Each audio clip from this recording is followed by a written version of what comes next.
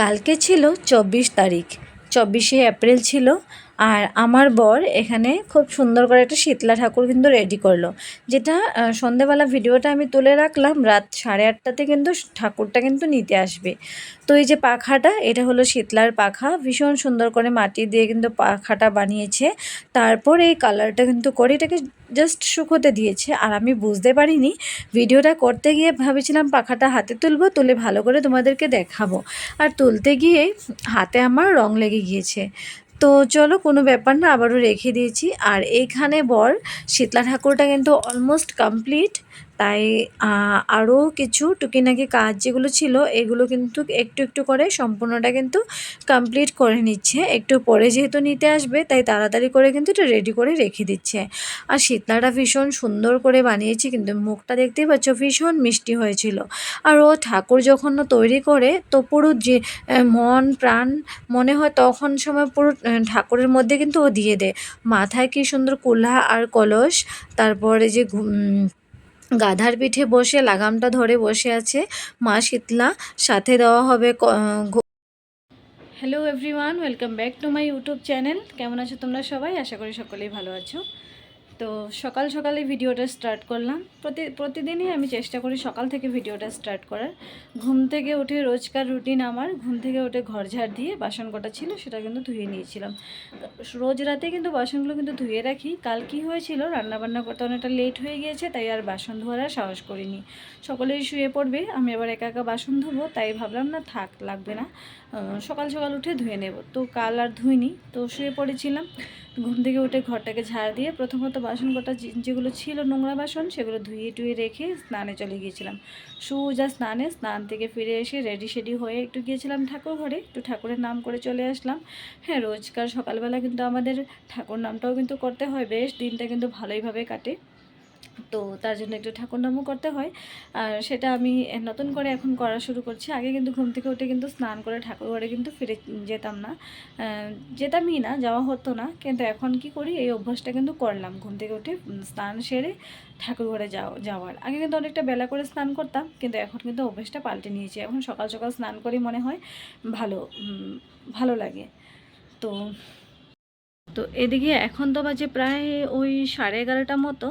আর দিনের আবহাওয়াটা দেখতেই পাচ্ছ তোমরা, মনে হচ্ছে এক্ষুনি চলে আসবে ঝড়, একটা বৃষ্টি চলে আসবে এক্ষুনি, মনে হচ্ছে খুব জোর একটা বৃষ্টি আসবে। তো দিনের আবহাওয়া দেখে তোমরা বুঝতেই পারছো কী ধরনের ওয়েদারটা করেছে। আকাশ ভর্তি মেঘ, এক্ষুনি মনে হচ্ছে টুপটুপ করে কিন্তু পড়বে। আর এদিকে দেখো, আমি যে ভিডিওটা করছি আমি কিন্তু লাইট জ্বালিয়ে নিয়েছি। ঘরের ভিতরে এতটাই অন্ধকার, যেহেতু আকাশটা পুরো মেঘলা, আর বৃষ্টি এক্ষুনি চলে আসবে, তাই ঘরের ভিতরটা এতটাই অন্ধকার, তাই আমি কিন্তু লাইট জ্বালিয়ে কিন্তু ভিডিওটা করছি। দেখতেই পাচ্ছ কেমন কালো হয়ে এসেছে, মনে হচ্ছে এক্ষুনি কিন্তু জোরে একটা বৃষ্টি চলে আসবে। বৃষ্টি নামবে আর সময় নেই। তো ঘুম থেকে উঠে তো আজকাল চা খাই না, আগে একটু চা খেতাম, চা খাই না, প্রচুর গ্যাসের সমস্যা, তার জন্য কিন্তু চা খাই না। তো সকাল সকাল ঘুম থেকে উঠে চিড়ে ভিজিয়ে দুধ দিয়ে খেয়েছিলাম। বলতে না বলতে কিন্তু হাওয়াটা চলেই আসতো, দেখতে পাচ্ছ খুব জোর কিন্তু হাওয়াটা কিন্তু চলেই এসেছে। এই জাস্ট বললাম, মনে হচ্ছে এক্ষুনি বৃষ্টি আসবে, এক্ষুনি কিন্তু জোরে একটা হাওয়া চলে আসছে। কত জোরে হাওয়া আসছে, বলতে না বলতে কিন্তু হাওয়াটা চলেই আসলো প্রায়। তো এক্ষুনি তো বৃষ্টি আসবে আসবে বলছি, কিন্তু বৃষ্টিটা কিন্তু জাস্ট 1-2 ফুটো দিয়ে কিন্তু বৃষ্টিটা কিন্তু আর খুব সেরকমভাবে কিন্তু পড়েনি। যেভাবে আকাশটা কালো হয়ে এসেছে মনে হচ্ছে খুব বৃষ্টি আসবে, কিন্তু আসেনি সেভাবে বৃষ্টি। এদিকে আমার খুব জোর খিদে পেয়েছে, সকলে কিন্তু খাবার খেয়ে নিয়েছে, সকলকে খাবার দেওয়া কমপ্লিট। এবার নিজের জন্য একটু ভাত নিয়ে আসলাম, একটু করে ভাত খাবো বলে। অনেক দিন ধরে সকাল সকাল কিন্তু ভাত খাই না, ওই ওটস খেতাম। তো এখন বর বললো যে একটু করে ভাত খাও, তুমি শুকিয়ে যাচ্ছ, সকাল সকাল একটু করে ভাত খাও, তো রাতে রুটি খেও। তো তাই ভাবলাম ঠিক আছে, ও যদি বলছে, আর মনে হচ্ছে আমারও একটু ভাত খাওয়াটা দরকার। ওটস খাচ্ছি, তাও একটু বেলা করে একটু ভাত খাচ্ছি। তো এখানে লাউ দিয়ে চিংড়ি মাছ দিয়ে বানানো হয়েছিল সকাল সকাল।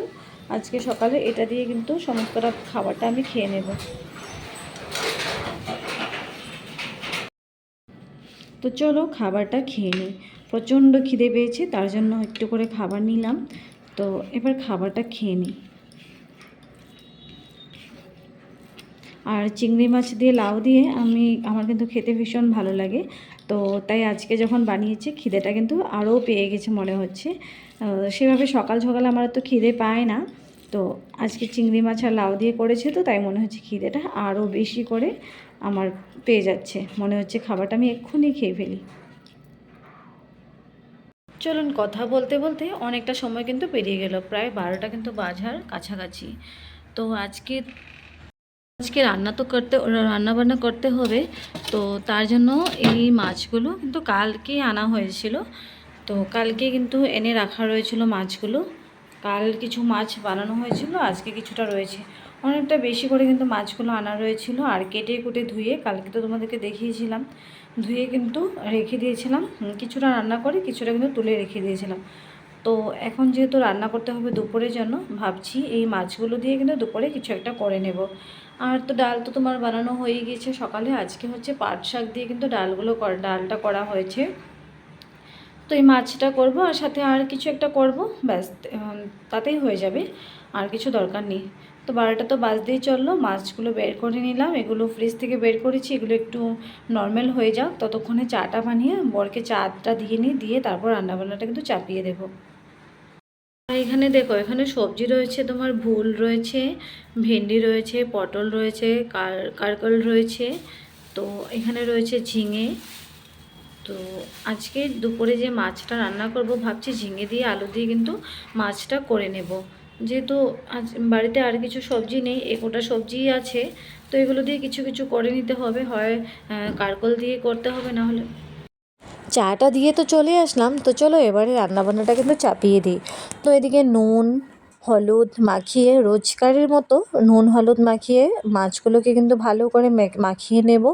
তারপর হালকা আছে একটু একটু করে সম্পূর্ণ মাছ কটা কিন্তু ভেজে নেব। আর ইতিমধ্যে আমার কিন্তু সবজি কাটাকুটি কিন্তু কমপ্লিট, আমি আগে থেকে কাটিং করেও নিয়েছি।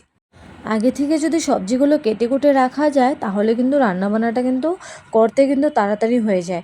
এখন আমি মাছে নুন হলুদ মাখিয়ে মাছটা ভেজে নিয়ে আমার কিন্তু বসে থাকতে হবে না। সবজিটা যেহেতু আমি কেটে কুটে ধুয়ে রেখে দিয়েছি, মাছটা নামিয়ে কিন্তু আমি সেই সেই কড়াইতেই কিন্তু আমি সবজিটা কিন্তু আমি করে নিতে পারবো। তার জন্য আগে থেকে কিন্তু রেডি করা। আর না হলে কিন্তু মাছগুলোকে ভেজে কিন্তু আমার অনেকক্ষণ বসে থাকতে হতো, বসে সবজি টবজি কেটে তারপর আমাকে রান্না করতে হতো। তো আবার আবার আলাদা করে গ্যাসটাকে জ্বালাতে হতো, আবার আলাদা করে অনেকটা সময় লেগে যেত। তো পর রান্নাটা কিন্তু হয়ে যাবে। 2 ঘন্টার মধ্যে রান্না বান্না কমপ্লিট করতে হবে। তো এই মাছের ঝোল বানাবো ঝিঙে দিয়ে, তারপর আর কি করে ওগুলো দেখা যাবে, এখনও ভাবিনি। আমি রান্না করতে করতে কিন্তু ভাবি, কখনও কিন্তু আমি আগে থেকে ভাবি না যে এটা রান্না করব ওটা রান্না করব। রান্না করতে ঠিক 12টার সময় আমি যাব দুপুরে রান্না করতে, ততক্ষণের মধ্যে কি রান্না করব কি করব সেটা কিন্তু ভেবে নিয়ে তারপর কিন্তু রান্নাটা আমি করি। তো দেখতেই পাচ্ছ ভালো করে এগুলোকে মাখিয়ে নিচ্ছি। যে ফ্রিজে ছিল তো অনেক প্রায় এক এক রাত্র একটা দিন পুরোপুরি ফ্রিজে ছিল, তো মাছগুলো কিন্তু অনেকটা ঠান্ডা হয়ে গিয়েছে।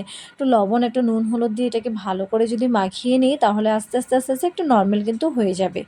নাহলে এগুলো কিন্তু মাছগুলো কিন্তু অনেকটা শক্ত হয়ে আছে, ভাজিলেও কিন্তু খেতে সেরকম স্বাদ কিন্তু লাগবে না। তার জন্য একটু ভালো করে নিতে হবে।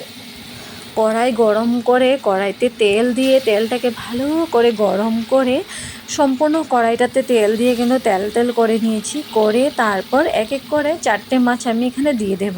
তো 4টে করে কিন্তু আমি ভাজবো, একসাথে অনেকগুলো দেব না। কড়াইটা যেহেতু অনেকটা ছোট, মাছগুলো যেহেতু অনেকটা লম্বা সাইজের, তো তার জন্য আমি কড়াইতে একটু করে তেল দিয়ে তো 4টে করে মাছগুলোকে কিন্তু ভেজে নেব। তো প্রথমে একটা সাইড কিন্তু হয়ে গিয়েছে ভাজা, তারপরে এবার উল্টে দেব। উল্টে দিয়ে তারপর নেক্সট যেটা পার্ট সেটা কিন্তু ভেজে কমপ্লিট হয়ে আসলে কিন্তু নামিয়ে দেব। আর মাছগুলোকে কিন্তু বেশি ভাজবো না, এটা সবজি তরকারি করে খাওয়া হবে, তো তাই কিন্তু বেশি ভাজবো না। তরকারি করে মাছগুলোকে কিন্তু বেশি বেশি করে যদি ভেজে খাওয়া হয়, তাহলে কিন্তু মাছের যে টেস্ট সেটা কিন্তু চলে যায়, সেটার টেস্টটা কিন্তু সেভাবে পাওয়া যায় না। তাই কি করি, কড়াইটাকে পুরো গরম করে তেল দিয়ে সাথে সাথে কিন্তু মাছগুলো দিয়ে উল্টে পাল্টে কিন্তু তাড়াহুড়ো করে কিন্তু নামিয়ে দিই। বেশিক্ষণ কিন্তু রাখি না, বেশিক্ষণ রাখলে কি হবে, মাছগুলো অনেকটা কড়া হয়ে যাবে, অনেকটা লালচি হয়ে যাবে, টেস্টটা কিন্তু চলে যায় খাবারের। মাছের খাবারে কিন্তু কোনো টেস্টই থাকে না। তো তোমাদের সাথে কথা বলতে বলতে ইতিমধ্যে কিন্তু আমার রান্নাবান্না এখানেই কমপ্লিট। তারপর এখানে লাউয়ের যে খোসা ছিল আর উচ্ছে ছিল, একটা উচ্ছে ছিল, লাউয়ের কিছুটা খোসা ছিল, আলু ছিল, সব মিলিয়ে কিছু কুচি কুচি করে কেটে নিয়ে তারপর পেঁয়াজ দিয়ে সুন্দর করে লালচে লালচে করে একটু মাখু মাখু করে কিন্তু ভাজাটা করলাম। তারপর মাছগুলোকে ঝিঙে দিয়ে আলু দিয়ে বেশ একটা সুন্দর করে একটা ঝোল করলাম, একটু ঝুলঝুল টাইপের, একটু ভালো করেই করলাম যেন তৃপ্তি করে খেতে পারে। তো খুব যত্ন সহকারে করলাম। আর এই যে ডালটা দেখতে পাচ্ছ পাট শাক দিয়ে কিন্তু ডালটা করা হয়েছে, এটা কিন্তু সকালেই করা হয়েছে। ম্যাক্সিমাম টাইম ডাল কিন্তু সকালেই রান্না হয়, দুপুরের দিকে কিন্তু ডাল রান্নার কথা থাকে না। তো রান্নাবান্না কমপ্লিট করে সকলেই কিন্তু খেতে বসে পড়েছে, আর কাকি কিন্তু সকলকে খাবারটা দিয়ে দিচ্ছে। আমি যেহেতু রান্নাবান্না করে সমস্তটা পরিষ্কার পরিচ্ছন্ন করে গ্যাস টেস মুছে কিন্তু চলে আসলাম একটু রেস্ট করতে। তো এখানে এসে দেখি আমার সিঁদুর টিঁদুর পুরো ঘেটে গিয়েছে, তো তাই আমি একটু রেস্ট করছি। রান্নাবান্নাটা কমপ্লিট করে কাকি ওদিকে সবাইকে কিন্তু খাবারটা কিন্তু দিয়ে দেবে। তো তারপর খাবার দাবার খেয়ে বিকেলে একটু রেস্টও করলাম। তারপর যেহেতু 8টা নাগাদ কিন্তু চা দিতে হবে সকলকে, তো আজকে চা আমি কী দিয়ে দেবো সেটাই ভাবছিলাম। তো ভেবে ভেবে ফ্রিজে 2 প্যাকেট দুধ ছিল, তো ভাবলাম সব কিছুই রয়েছে বাড়িতে, তো একটু করে কিন্তু পায়েস বানিয়ে নিই। তো পায়েসটা বানালে সকলে কিন্তু ভালো করে খেতে পারবে, বেশ এটা হয়ে যাবে। রাতে 8টা সাড়ে 8টার সময় যখন চা দিব তখন পায়েসটা কিন্তু দিয়ে দিতে পারবো, ওদের খাবার জন্য হয়ে যাবে। তাই এখানে একটু করে কিন্তু পায়েস আমি বানাচ্ছি। আমরা বাড়িতে আছি 6-7 জন মানুষ আছি আমরা, তো সকলে মিলে কিন্তু খেয়ে নেব। আর বেশি কিছু ছিল না, ছিল এলাচ, কিশমিশ, কাজু, তারপর ছিল তেজপাতা, এগুলো দিয়ে কিন্তু একটু ছিল ঘি, এগুলো দিয়ে কিন্তু আমি আজকের পায়েসটা কিন্তু করব। আর আমি কিন্তু পায়েসটা একটু অন্যরকম করে করি। প্রথমে কিন্তু দুধটা আমি কড়াইতে ঢেলে এটা কিন্তু ফুটাচ্ছি, ভালো করে ফুটে আসবে, তারপর আমি এলাচ গুঁড়োটা দিয়ে দেব, তারপর আমি তেজপাতা দিয়ে দেব, দিয়ে ভালো করে কিন্তু মিশিয়ে নেব একটু। যখন গন্ধটা কিন্তু চলে আসবে, তো ইতিমধ্যে কিন্তু আমি একটু ঘিও দিয়ে দেব। দেওয়ার পর তারপর আমি পুরো ফুটে আসলে পরে একটু চাল ধুয়ে সুন্দর করে কিন্তু দিয়ে দেব। আর 2 প্যাকেট চাল যেহেতু, আমি হাত দিয়ে 2 মুঠ কিন্তু চাল দেব, বেশি দেব না, তাহলে কি হবে টেস্টটা কিন্তু চলে যাবে। তো দেওয়ার পর ভালো করে চালটা ফুটে আসলে, অনেকটা যখন চালটা ফুটে আসবে তখন আমি চিনি দিয়ে দেবো উপর দিয়ে। চিনি দিয়ে বেশ একটা নাড়াচাড়া করে একটু মাখো মাখো টাইপের করে। পায়েস কিন্তু সবসময় দেখবে একটু মাখো মাখো হলে কিন্তু ভালো লাগে, না হলে কিন্তু পায়েস খেতে কিন্তু একদমই ভালো লাগে না।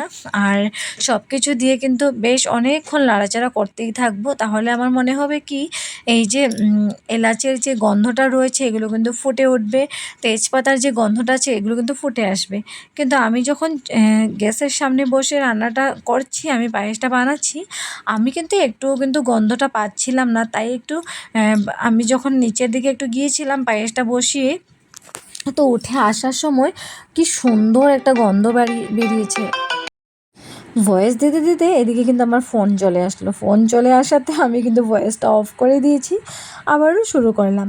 তো বেশ পায়েসটা কিন্তু হয়েই এসেছে, আর একটু হলে কিন্তু পায়েসটা নামিয়ে নেব। তো নামিয়ে কিন্তু রেখে দেব। তো একটু ঠান্ডা যখন হয়ে আসবে, এখন তোমার ওই 7টা বাজবে, এখনও বাজেনি। ভিডিওটা আমি 7টা নাগাদ কিন্তু তোমরা পেয়ে যাবে ভিডিওটা। তো ততক্ষণের জন্য রেখে দেব, এটা ঠান্ডা হতে থাকবে।